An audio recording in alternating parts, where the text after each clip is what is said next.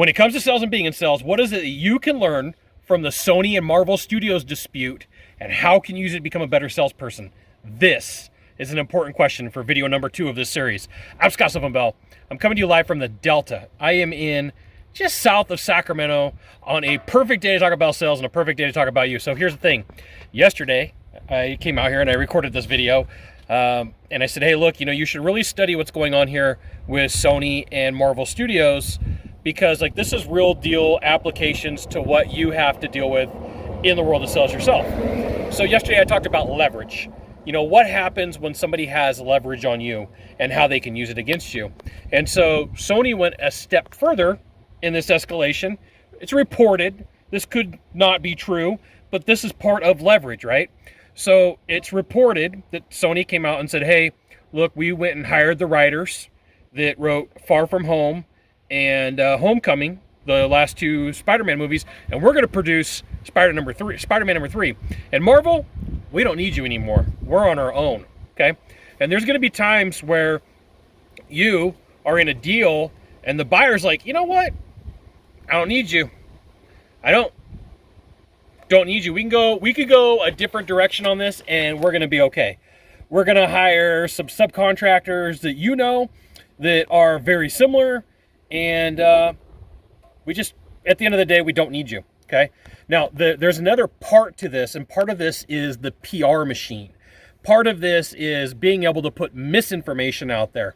So sometimes if you're in a big deal, there's crews, there's teams, there's people who say, I'm going to go out there and I'm going to put out some information, and so it's going to apply pressure on you. It's going to make you go, oh my goodness, these are all the things that I'm working against. These are all the things that I'm doing. So anytime that I'm working a big deal or a big arrangement, I sit down for about 30 minutes as part of a strategy session. Sorry, I'm bouncing around here for a second. I lost control of my steering wheel. See, right here, I'm using this as a way to steady my camera.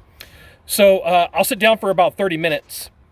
I'll sit for 30 minutes and I'll think what are things that somebody could do? And I go through a regular regiment. Could they play, I'm going to pull out at the last minute games. Could they come back and say that they got better pricing? Could they do something for a PR campaign and spread misinformation? There's probably 5 or 10 different moves, but if you just sit down and how could my deal go sideways? What are some challenges that I may face? What are some of the weird things that they could do at the last minute? Could they pull back at the last minute? Could they have another company file a lawsuit? I'm just maybe that has nothing to do with me, but it might have something to do with your industry, okay? So you start looking and start at big deals. At big deals. This one from Sony and Marvel is a really huge amplification, so you can see what's going on and you can kind of this is a huge deal, and I can see where this would go sideways and that would go sideways, and there would be a problem with this or problem with that. So leverage against you. Look for what they could do to pull out of the deal and how they could go at it on their own if it is a big deal. And if it's a small deal, I don't know what small deal is to you, okay? So I do a lot of in-home sales training. So a lot of deals, let's say between $10,000 and $30,000. Sometimes there's a 60, sometimes there's 100. But, the buyers do this type of thing. They sign the contract. In California, they've got a 3-day right to cancel. And, you never really know if it's going to happen or not until the job goes in. So there's probably something from your industry that's very similar. Sit down, take some notes, and look and go, what are some of the ways that this could go sideways? Perfect opportunity. Look at what's going on with Sony. They said, Marvel, we don't need you no more. We've got the writers. We've got the people. We've got the actor if he wants to come back. He doesn't have to, but we've got the dude to come back. We don't need you, right? So that puts Marvel in a really negative situation.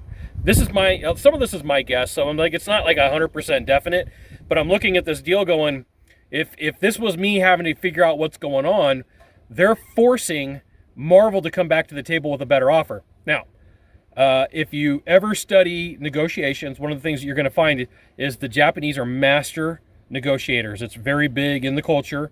It's very important to be a good negotiator. And here in the United States, you negotiate for a big deal not very often. The average person in the United States buys a car and buys a house for a flavor of 5 to 7 years, right? So if you're not good at negotiation skills, you really should become better at them. Like I have some people that I really like to follow. One, Jim Camp, and his son Todd, Jim and Todd Camp, fantastic. And then like Chris Voss and Taz Roll, who wrote Never Split the Difference. So if you're like, hey, I really want some good resources on how to be a better negotiator, I'm trying to make my camera not bounce here and then block the wind at the same time. You got Never Split the Difference from Chris Voss, Taz Roll.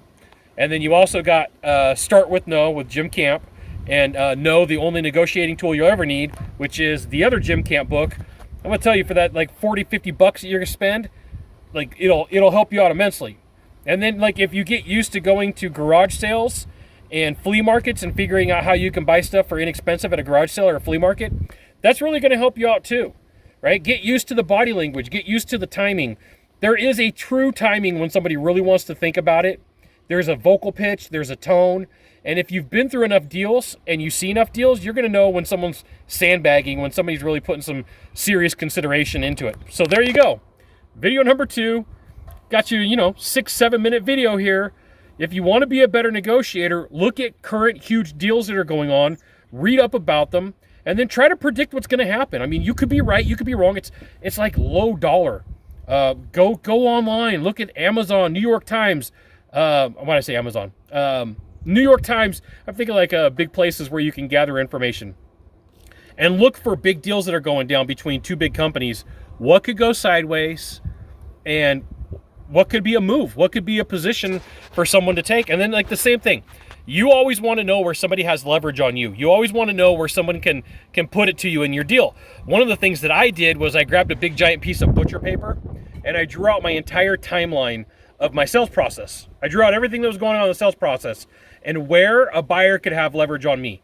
Where could the buyer, hey, I'm going to do this to you, right? And I started all the way from the second people, like I walked into the door, all the way to delivery date, right? And then like afterwards, I was like, oh, delivery date's not good.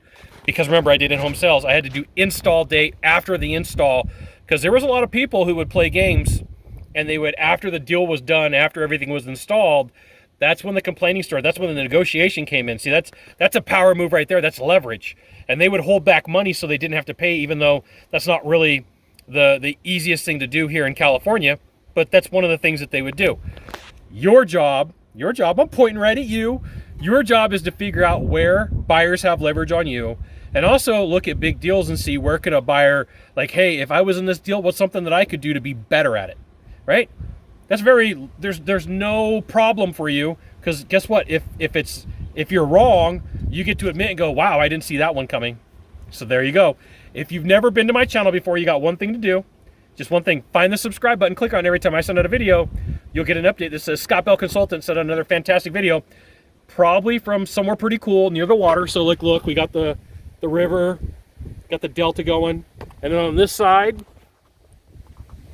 that's a pear orchard. That's a pear orchard right there, right? Probably from somewhere really cool, right? I got a trip coming up to New York City. I'm gonna shoot some videos at Battery Park overlooking Statue of Liberty.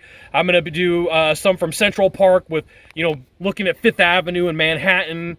I got some trips planned out that are pretty cool. Tahiti, Japan, Australia, like anywhere cool, that's where I shoot videos. We'll see you soon. Thanks for dropping by. Aloha.